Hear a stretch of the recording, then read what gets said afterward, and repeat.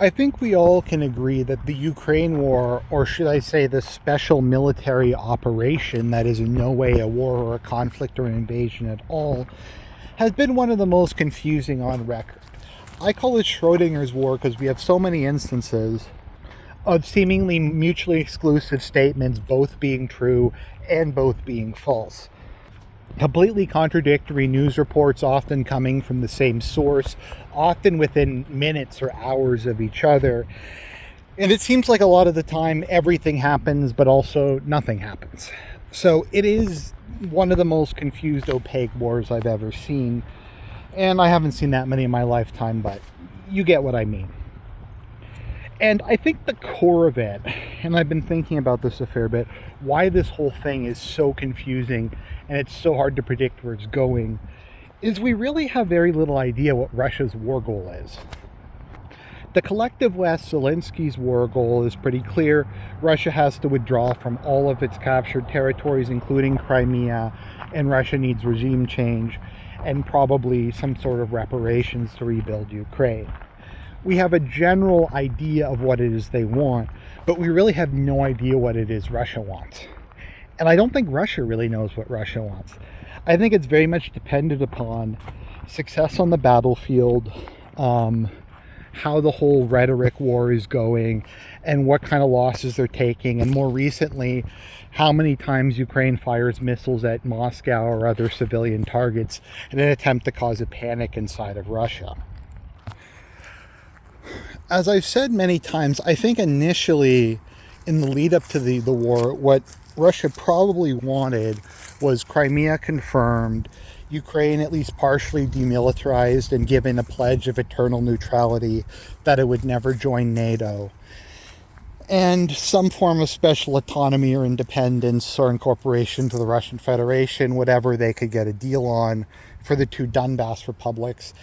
I think that's more or less what Minsk 2 was. I forget if it was Minsk or Minsk 2, but you know what I mean. Then, as I've said, I think at the beginning of the war, they were not expecting the Ukrainian army to fight back. I think they were expecting it to crumple like a house of cards, that there would be some kind of internal unrest, that there would be a coup, that the army would just break and run. And while they were able to take substantial amounts of territory, they weren't able to break Ukraine the way they wanted. And so they were kind of stuck in the uncomfortable position of having to hold extensive territory with very little in the way of manpower. And for the first kind of half of this war, Ukraine had an advantage in terms of manpower. And then we've had another basic year since we've seen the front line significantly move. During that time period, we had the four regions have the completely legitimate referendums to join the Russian Federation, and now we have a land bridge connecting Crimea to the rest of Russia. I don't really remember that being an initial objective. It kind of came out of nowhere that they just took those other areas. I don't think the initial rhetoric was territorial conquest. And it just keeps changing and going from place to place.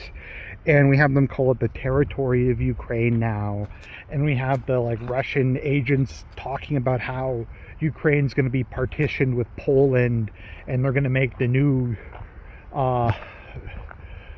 Polish-Lithuanian Commonwealth. That's totally gonna happen, guys. So, as I said, I don't think that they know what they want. I think, like I said, it depends. If they're having a lot of success on the battlefield, I think that increases their what they're going to eventually demand. Even if they're not taking territory, if they're getting a very positive kill ratio and they're wearing Ukraine down and they're destroying a disproportionate amount of equipment that can't be replaced, and their strategic situation keeps getting better, I think that it motivates them to stay in the war longer and to try to get more in whatever the eventual deal will be. Likewise, I think the higher their casualties go, the longer they're going to stay in the war. I think Russia's been in it long enough that if we were going to see some sort of domestic collapse or coup remove Putin, either from the left or the right, from the liberals or the hardliners, we probably would have seen it by now. And so the more Russians die and the more money and time that's spent on this whole thing, the more Putin is under pressure to deliver something. And he's delivered quite a bit already, but this is the issue with a lot of conflicts. You have the sunk cost fallacy, wherein we've already spent this much, let's spend some more. And that's the whole gambler mindset. Oh, double or nothing, double or nothing, double or nothing, on the off chance that you win big and you somehow get yourself out of the hole. Look, we've spent this much money, let's just spend some more. If we keep digging, eventually we'll find ourselves in China, and we can buy tea there and then take it back through the hole from the center of the earth. I think there's also the factor of international relations, what the West is saying, what Russia thinks is going to happen long term. Will Ukraine join NATO after the conflict's over? Because if Ukraine's just going to join NATO the second the conflict ends, Russia has no incentive whatsoever to stop. They'll just basically keep going until they achieve whatever their maximal objectives are. And I think finally the thing we're seeing now that I don't think was really a thing before is Ukraine started to launch attacks within Russia itself more and more, particularly in Moscow, where they've been hitting civilian targets. And for the most part, everything I've read is that the average Russian hasn't really felt much from the war. I, like a lot of people, and I think the Russian government themselves, thought that the Russian economy was going to collapse or go through a severe depression or something in light of the sanctions. And that doesn't seem to be the case. All the economic indicators I've seen is that they're having GDP growth. Inflation's at like 2% or something. I think the ruble crashed a bit, but overall, the economic picture is much, much better than I think anyone expected. I've also heard that they haven't really mobilized a large proportion of their economy compared to, say, Ukraine or their manpower in order to fight it. So I don't think for the average Russian, other than some luxury goods from the West, having to do some substitutions and replacing Western fast food with Russian equivalents, they've really had to endure much in the way of hardship. But if you start having random missiles going off, it's going to start pissing people off, and they're going to start demanding that Putin goes further, that you fire more bombs at Ukraine, you punish them, all that kind of thing. And so while Ukraine, I think, is getting some W's out of this and from the PR, and they can run a story on CNN about how Ukraine is attacking the heartland of Russia, and Ukraine's trying to assassinate Putin by firing missiles at his office or something like that. I think in the long run, it's going to do more harm than good. It's just going to harden the opinion of the Russian public. Now, as a side note, just to be fair, because people always accuse me of being unfair, I do get tired of the crocodile tears that a lot of the pro-Russian people do whenever they talk about this. Like, it's the terrorist attacks, it's the horrific damage done by these shitty drones that fire one missile. I mean, Russia's flattened large portions of Ukrainian cities and the Ukrainian power grid.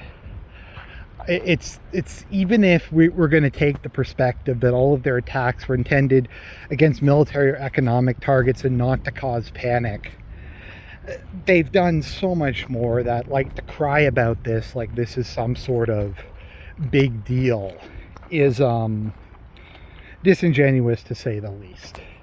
We're in the middle of a war. This is the thing I don't really get. This whole, like, Russia can attack Ukraine, but Ukraine isn't allowed to attack inside Russia. I mean, I don't think it makes sense for them to, because it's a waste of very limited long-range firepower and drones that can't easily be replaced. But the whole crying that it's a war atrocity is really obnoxious. Sorry for that side note, I just had to throw that in there. So the question therefore is, and I've been kind of going back and forth on this, what is it that Russia wants? If Russia was able to press all of its demands today, what does Putin have in mind for the end of the war? Now, I want you to take this with a salt mine as big as the Caspian Sea. And I think if the war was to end tomorrow, what Russia would want is The territory, obviously, it's already gained. Kharkov, Odessa, and the oblast that connects Odessa to Crimea. So basically the rest of the Ukrainian coast and Kharkov, in addition to what they already have, and the remaining Ukrainian state having either a neutral or puppet government that has pledged to eternal neutrality, to never join NATO, and to just serve as a buffer state, kind of like what Mongolia or Finland was during the Cold War. I mean, Mongolia was obviously a Russian puppet state, but Mongolia, from my understanding, tried to join the Soviet Union, and they kept saying no because it was too useful to have this just giant empty stretch of land in between China and Russia. Because I think that Kharkov and Odessa are very prestigious cities from both the Russian Empire and the Soviet Union, and I think there is a lot of, like I said, prestige, honor. They're seen as that's the achievement, that's something that needs to happen in order for Russia to be restored, in order for the resurgence to continue. I think they're also seen as, I'm sorry if my history is a little off here, some of the big successes of when they defeated the Crimean Khanate. Also, I believe Odessa still has, I think it's 15 to 25% Russian population. Although it's extremely difficult to tell who's Russian and who's Ukrainian. And I'd imagine a lot of Russians in Ukraine just put Ukrainian down out of fear. And probably likewise in the Russian-controlled regions, it's very hard to kind of differentiate in a lot of places. They're so intermarried, they're so intertwined. They speak both languages, which are quite similar anyways. In equal measure, it's hard to tell, but compared to a lot of parts of southern and western Ukraine, Odessa does have a significant Russian population, although by no means a majority. I'm not sure what it is in Kharkov, if there's still a substantial Russian population there, but I would not be surprised if it was. Also, taking Odessa and the Odessa Oblast would allow the Russian Federation, if that was a goal, to have territorial congruity, or however you pronounce it, with Transnistria. So if they wanted Transnistria to join the Russian Federation, or just to supply it properly, or to maintain it more properly in the Russian orbit, then that would be another stretch goal. The problem I see is, and I can't pronounce the name of the oblast in between Crimea and the Odessa Oblast, but when I looked it up, it's like 92+% Ukrainian. Once again, who knows what that actually means, but do they really want to annex areas that are overwhelmingly Ukrainian? Or, because you could argue what they've annexed so far are Russian areas, or kind of a Russo-Ukrainian mix, or there's enough of a Russian population that they can Russify the area, either by bringing more people in or through the education system, kind of what Ukraine's trying to do in the other parts of the country.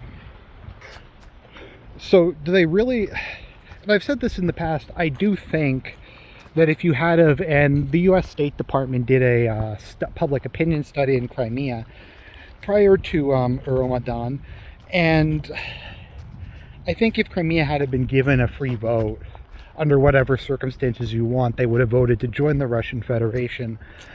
I do think Luhansk and I can never remember the two names. The Donbass republics also would have voted to join Russia. I have no idea about Zaporozhye and that other oblast. But I think those would have probably voted to join, and I think they legitimately would probably prefer to be part of Russia. But how much territory does Russia want to take that's overwhelmingly populated by people who are hostile to them and will actively resist? And then they're going to have to occupy it, and they're going to have to deal with this stuff for decades to come. Whereas maybe with something like Crimea, they can just incorporate into the Russian Federation in a couple generations, with education, with some migration, with economic development. It'll be fully integrated again, and it's not going to be a problem in the long term. So, I don't know. Once again, we don't know what it is that Putin wants. We don't know what the ultimate war goal is. It's going to change on a daily basis. I think part of the issue now, and the biggest probably single obstacle, is the West has said that there can be no negotiations. Either Russia withdraws from every square inch of Ukraine, the Putin regime collapses and Russia pays reparations, or there's no deal. Under any circumstances, there can't be any compromise. Either they get 100% of what they want or 0% of what they want. Also, it's fairly obvious that as soon as this war is over, Ukraine will join NATO, or will get some sort of more solid guarantee of its independence. And Ukraine in NATO is just not acceptable to Russia under any circumstances. It's just not going to happen. So if they're fighting this war and they know as soon as it ends, then Ukraine's going to join NATO, what incentive do they have to stop and negotiate? They might as well just go all the way, overthrow Zelensky, put in a puppet or neutral government, and maintain advisors or a partial military occupation or something indefinitely. Because, like I said, Russia does not want a NATO Ukraine on its borders. As badly bruised as Ukraine is, it still does have a lot of people. And if they're given another chance, like another decade, to rebuild again, the US and Europe can get all their ducks in a row, and they can mass produce artillery shells and all that kind of thing. I just don't think they want to go back to that. So the whole ball, I think, is entirely in Russia's court at this moment. Do they want to finally stop defending after the counteroffensive peters out and launch their own offensive and try to break Ukraine and try to make it to Kiev and take Kharkov and Odessa? There's also what the US is going to do. Are they going to indefinitely support Ukraine? I maintain if the US and if NATO stopped giving Ukraine weapons and money, then the Zelensky government would just collapse. I don't think they realistically have any ability to continue on if that was to happen. Sorry if I rambled a lot, but there's a lot of things to consider. My ultimate point is it's entirely in Putin's hands what it is that he wants and what it is he's willing to accept. So long as the West isn't willing to negotiate in any specific form, it's basically the initiative is in his court as to when he'll declare the war over. Or he might just have to unilaterally impose conditions and say we take this territory. I don't know. It's the whole unstoppable force versus immovable object thing, where there's such a complete and total unreconcilable disagreement between both sides that nothing can really happen, and nothing may happen, or everything may happen. It is Schrodinger's war. God bless everybody, and more content to come.